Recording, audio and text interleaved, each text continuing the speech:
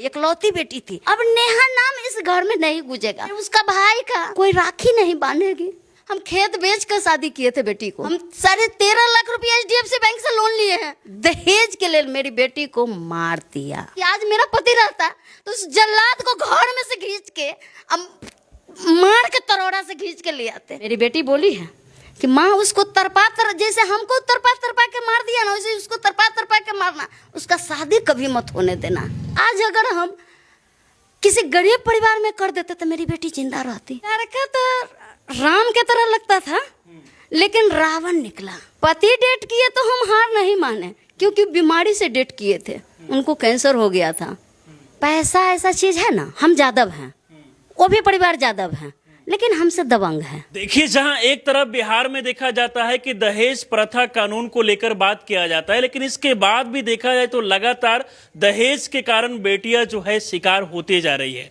वैशाली का एक मामला जहां पर आज से 5 महीने पहले एक मां के द्वारा अपने इकलौते बेटी का जो है धूमधाम से शादी किया जाता है, दहेज दिया जाता है, लेकिन इसके बाद भी लड़के के द्वारा दहेज के लिए कि हमको गाड़ी चाहिए, AC चाहिए, लगातार लड़की को जो है प्रताड़ित किया जाता है। और इसके बाद होता यह है कि लड़की इतना ज़्यादा प्रताड़ित हो जाती है कि खुद को खत्म करने पर मजबूर हो जाती है। और देखिए, पिछले 1 महीने पहले का जो है ये घटना है। मां लगातार गुहार लगा रही है। पुलिस प्रशासन से लेकर अभी तक कोई एक्टिव नहीं है। इस घटना को लेकर बात किया जाए तो अभी तक लड़के का जो है गिरफ्तारी तक नहीं हुआ है। खुद हम बात करेंगे क्या कुछ पूरा मामला है। क्या नाम हुआ आपका?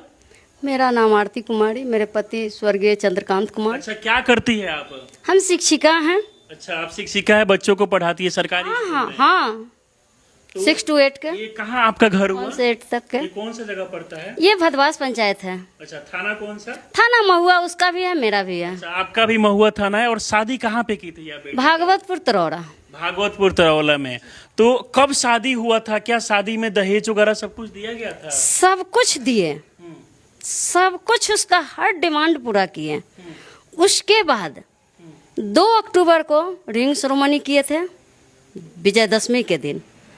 उसमें 250 आदमी को खिलाए थे, 250 लोग को उसके तरफ से। उसका वीडियो है मेरे पास, हम उसका वीडियो है, सब चीज़ है।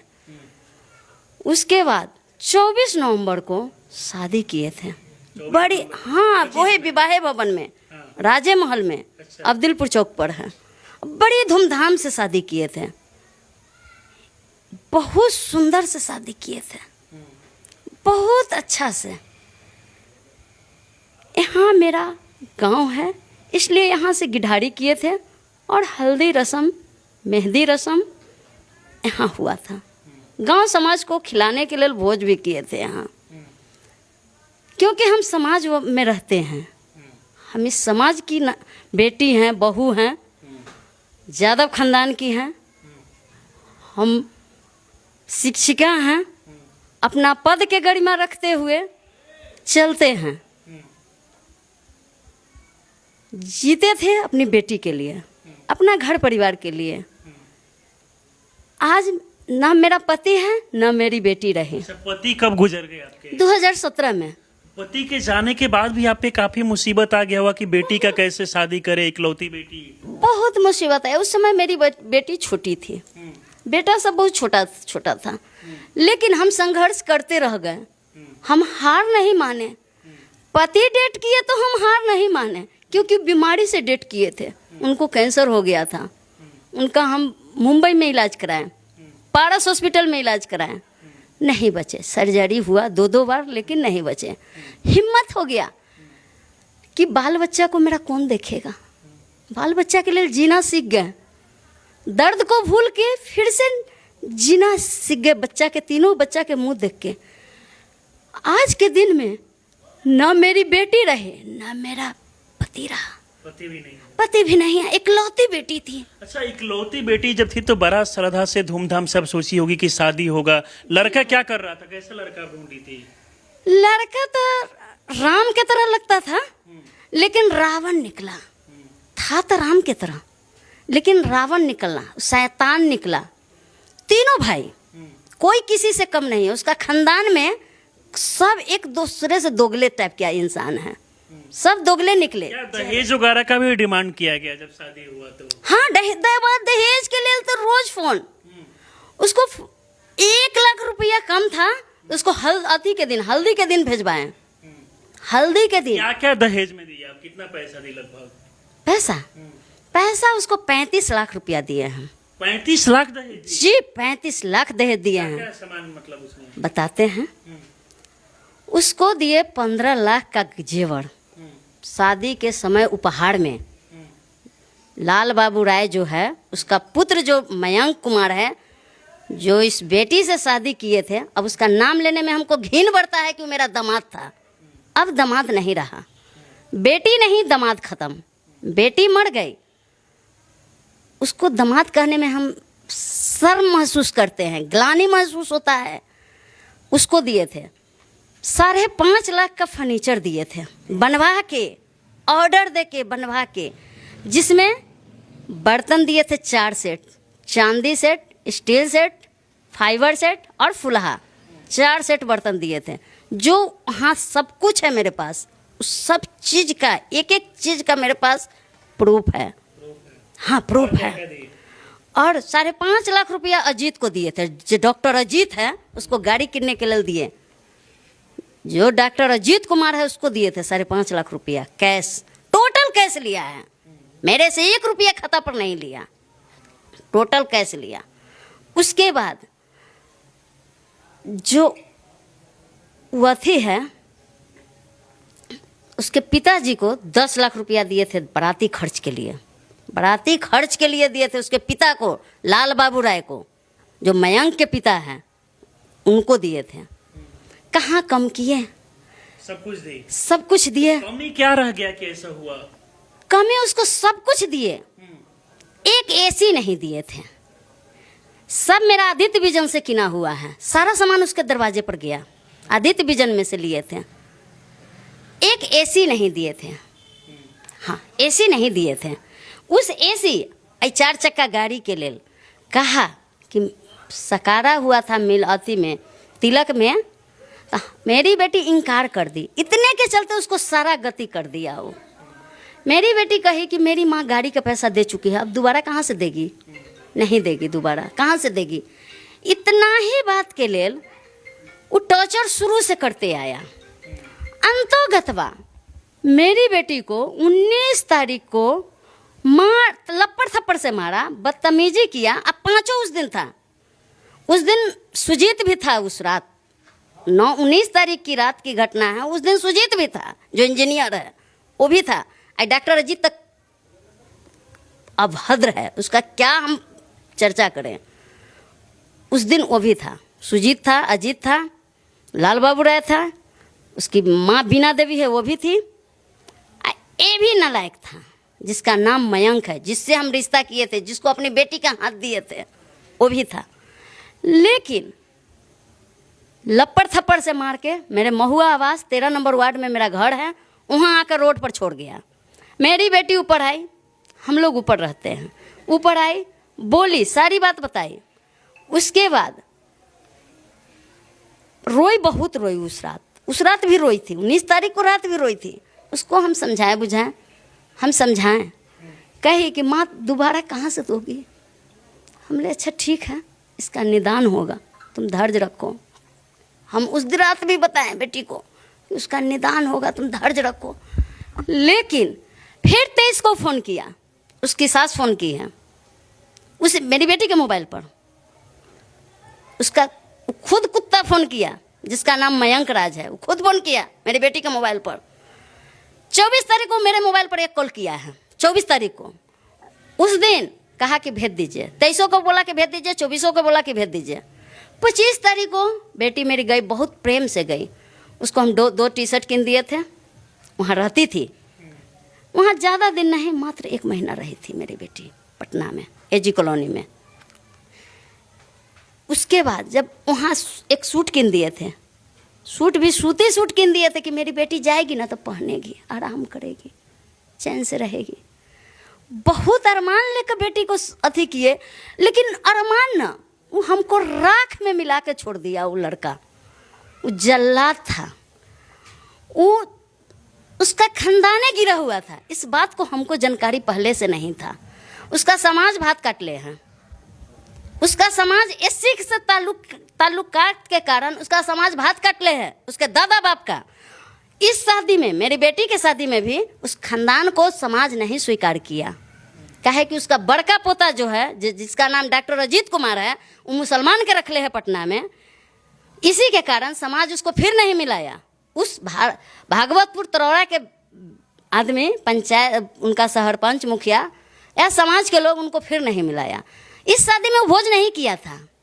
मेरा जो भी बाराती के दिन का बात बताते हैं कि यहाँ आकर सारा लोग उसका खाया, यहाँ आकर राजमहल में खाया, टोटल लोग उसका।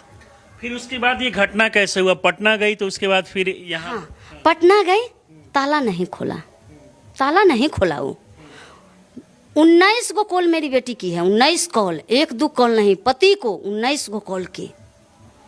लेकिन पति धर्म कितना प्यार से निभाया, इस माँ को दर्द होता है। बेटी तो दुनिया से चली गई, बोल के मैसेज में, व्हाट्सएप में वॉइस मैसेज कहता है उस पे।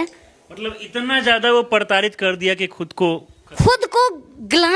जिसका बोला कि जेपी सेतु पुल पर आओ, वहाँ दोनों भाई था, अजीत और ये मयंक राज, दोनों था। गाड़ी से निकल, 4 चक्का गाड़ी रख ले, गाड़ी से निकल के खड़ा था और मेरी बेटी को भद्दी गाली दिया और बोला कि हम दूसरा शादी कर लेंगे, तुम क्या करोगी, तुम क्या कर लोगी? लेके आओ तो रखेंगे, नहीं तो नहीं रखेंगे। लेके आओ तभी रखेंगे, नहीं तो नहीं रखेंगे। और उसके बाद उसको किसी तरह चाह के एक्सीडेंट करके मारते हैं, किसी तरह। लेकिन किसी तरह सोनपुर बाजार होते हुए एक पेड़िया रास्ता से भागते भागते महुआ आई, सारी बात बताई आने के बाद, और बहुत रोई और सूत गई। अब बोली कि सर में दर्द है। हम कहे खाना खा लो, तो कहे कि नहीं खाएंगे। हम बोले कि खाना खा लो, नेहा खाना खा लो, तो नहीं खाएंगे माँ, बहुत सर में दर्द है, सोने दो हमको, बहुत सर में दर्द है। उज्जलाद अंतोगतवा दहेज के लिए मेरी बेटी को मार दिया। और रावण उज्जलाद था। मेरा किस्मत खराब था और बेटी का भी किस्मत हम खराब किए कि उसके यहाँ शादी किए। अगर शादी नहीं करते, आज मेरी बेटी, बहुत अफसोस भी होता है कि शायद अगर बेटी का शादी नहीं। बाबू बहुत अफसोस होता है, इतना अफसोस होता है कि हम ग्लानि से पागल भेल।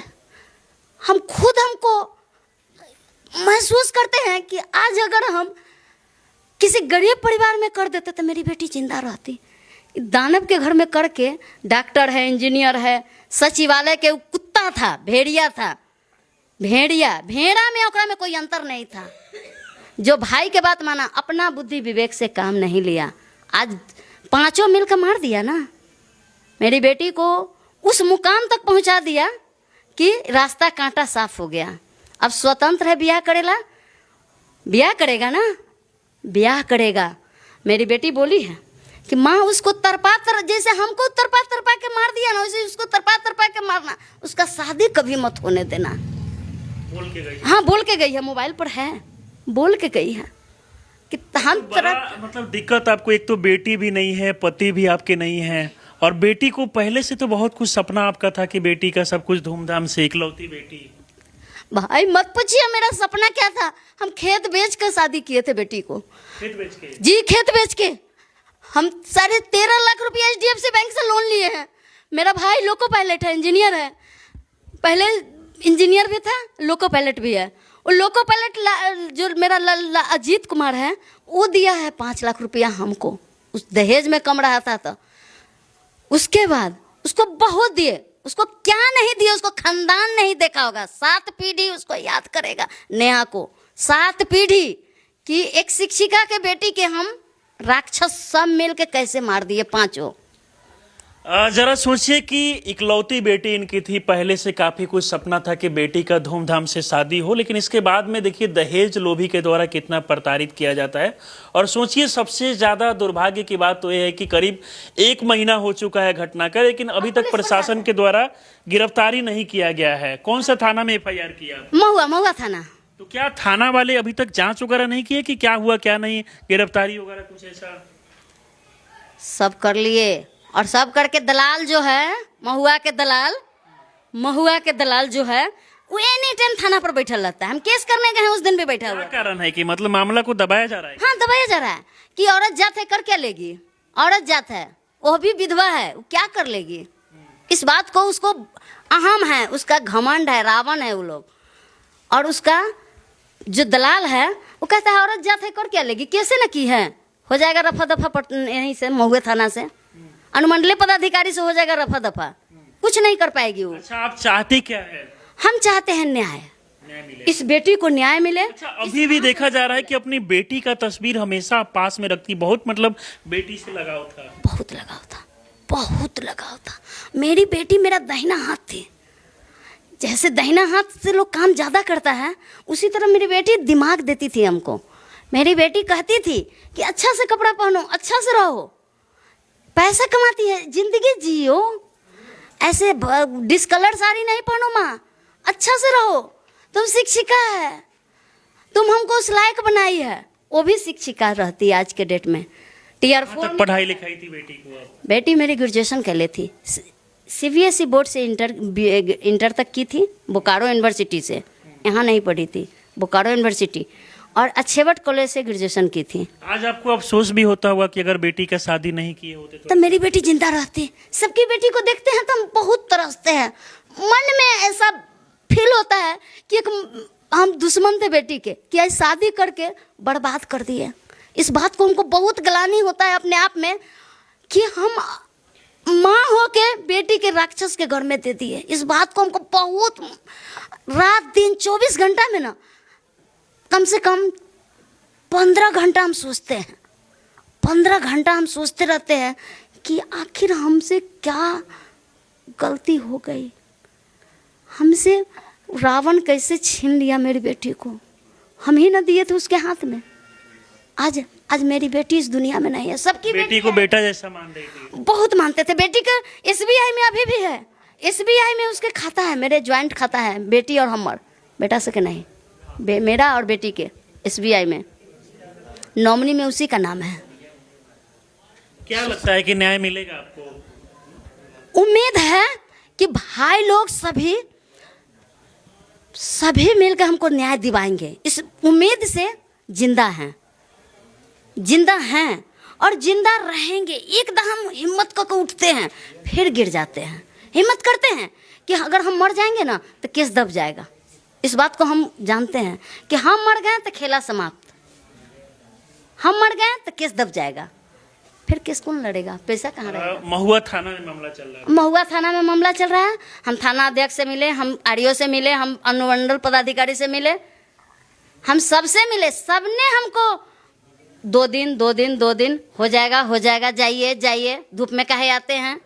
हमको इस तरह कह के धक्का मार के, एक तरह से समझिए कि धूप में काहे आते हैं, जाइए घर, क्या काम है, किस लिए आए हैं। हमका केस नंबर 315 है, 26 है, काहे नहीं अरेस्ट करते हैं। हम 7 बजे भी चल जाते हैं।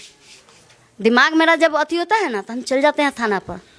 जरा सोचिए, देखा जाता है कि बिहार में दहेज के कारण न जाने हर दिन जो है बेटियां प्रताड़ित होती है, लेकिन इसके बाद भी सरकार के द्वारा कुछ एक्शन नहीं लिया जाता। जरा सोचिए कि 1 महीना इस घटना का हो गया, अभी तक पुलिस के द्वारा एक्टिव होकर इस मामले का जो है जांच नहीं किया जा रहा, अभी तक गिरफ्तारी भी नहीं हुई है। और इनका जिस तरीके से सरकार से भी सवाल है और यहाँ के प्रशासन से भी कि कब तक आखिरकार इस परिवार को जो है कहीं ना कहीं न्याय मिलेगा। बाकी इस वीडियो को आप लोग शेयर कीजिए ताकि ये वीडियो बिहार सरकार तक पहुंचे, प्रशासन तक पहुंचे और इस परिवार को कहीं ना कहीं न्याय मिल सके, न्याय मिले। अपराधी स्वतंत्र घूम रहे हैं, आखिर कहीं ऐसो आराम से जीते होंगे। ऐसा तो नहीं कि जातिवाद का शिकार हो गई है, ऐसा तो नहीं हो रहा है। देखिए, पैसा ऐसा चीज है ना कि हम जादव हैं, वो भी परिवार जादव है, लेकिन हमसे दबंग है। इस बात को हम मान लिए, बेटी मर गई मान लिए, क्यों दबंग है। उसके घर में 3 गो कमाने वाला है, मेरे घर में हम सिंगल पीस अकेले कमाने वाले हैं और महिला हैं। हम महिला हैं, मेरे पति नहीं है, विधवा हैं। इस बात को खूब फायदा उठाया और अभी भी उठा रहा है। दबंग आदमी से टॉर्चर करवाता है, कहवाता है कि केस उठा लो। क्या कर लोगी? केस उठा लो, कंप्रोमाइज कर लीजिए, कंप्रोमाइज कर लीजिए। लेकिन हम कंप्रोमाइज नहीं करेंगे। लाश पर, बेटी के लाश का पैसा नहीं लेंगे, न्याय लेंगे। न्याय मिले कि फिर कोई बेटी न मरे। मेरी बेटी चली गई, इकलौती बेटी थी। अब नेहा नाम इस घर में नहीं गूंजेगा। मेरे उसका भाई का कोई राखी नहीं बांधेगी। अपंग हो गए हम, विकलांग हो गए हम अंधा की तरह जी तो रहे हैं, लेकिन ये जीना जिंदगी नहीं हुआ। इस जिंदगी को जिंदगी नहीं कह सकते हैं। हम खुश नहीं अपने ज़िंदगी से, क्योंकि मेरी बेटी चली गई, मेरा पति चला गया। मेरा है क्या? हम दुनिया देखते हैं ना तो हमको बहुत हरता है। लगता है कि आज मेरा पति रहता तो उस जल्लाद को घर में से खींच के मार के तरोड़ा से खींच के ले आते, चाहे पटना से। आज पुलिस प्रशासन भी मेरा साथ नहीं दिया। 1 महीना हो गया, लेकिन बहुत दुख के साथ कहना पड़ता है कि सबने हाथ पर हाथ और पैर पर पैर चढ़ा के कहा कि पदाधिकारी है। अगर उसकी बेटी मरती, थाना अध्यक्ष की बेटी मरती, तब 2 दिन में अरेस्ट हो जाता। 2 दिन में। आज मेरी बेटी मर गई, 1 महीना हो गया, किसी ने अरेस्ट नहीं किया। कहे कि पैसा का खेला है, पैसा पानी की तरह बहा रहा है, जिसके कारण वो ऐसो आराम से जी रहा होगा। 5 के 5 कहीं। 2 को तो एकदम कन्फर्म है कि पटने हैं, एकदम कन्फर्म है। मेरा आत्मविश्वास कह रहा है कि 2 को पटना है। अजीत जो है सो, ये जो राक्षस है, जो मयंक राज, जो मेरी बेटी का हत्यारा है, वो दोनों पटने हैं। गेम खेल रहा है, वहीं से व्हाट्सएप से कैमरा लगवाया है घर में। माने मेरी बेटी मर गई, पत्नी के मरलो मुंह नहीं देखा, आग नहीं दिया। मेरा बेटा मांगते रह गया घाट पर प्रशासन के द्वारा पोस्टमार्टम हुआ, सब कुछ हुआ। घाट पर आग तक देने नहीं आया। मेरा बेटा फोन उसको 1 सौदा किया है, उसका भैंसुर के और मयंक राज को। उस समय वो पटना था, उस समय भी वो गेम खेल रहा था बैठ के पटने से, और अभी भी वो पटने हैं। इतना पूर्ण विश्वास है। 3 गो वहाँ हैं बेंगलोर, लेकिन 2 गो पटने हैं। और कैमरा लगवाया है घर में वो अपना। मेरी बेटी चल गई, मेरा संसार उजड़ गया, और वो ऐसो आराम से अभी भी जी रहा है। घर में कैमरा लगवाया कि घर मेरा सुरक्षित रहे। इज्जत के ठिकाना नहीं था। बड़ा घर में ना इज्जत नहीं होता है, इज्जत नहीं होता है। चलिए, बाकी इस वीडियो को आप लोग शेयर कीजिए ताकि ये वीडियो प्रशासन तक पहुंचे, सिस्टम तक पहुंचे और एक माँ को कहीं ना कहीं न्याय मिल सके।